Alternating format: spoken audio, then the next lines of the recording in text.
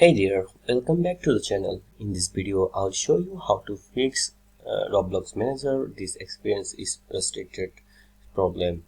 To fix this issue, first go to roblox.com and log into your account with your login credentials.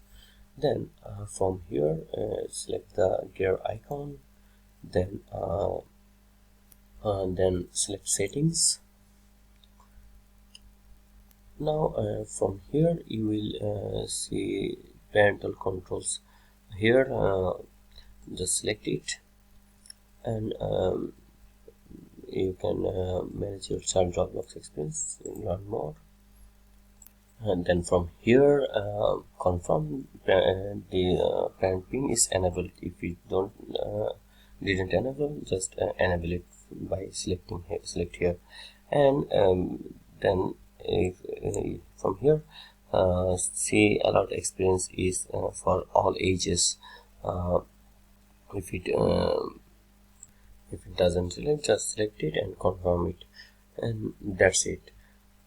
That's how you can fix this experience is restricted on Roblox. If you found this video helpful, then don't forget to give a like and subscribe for more gaming tips.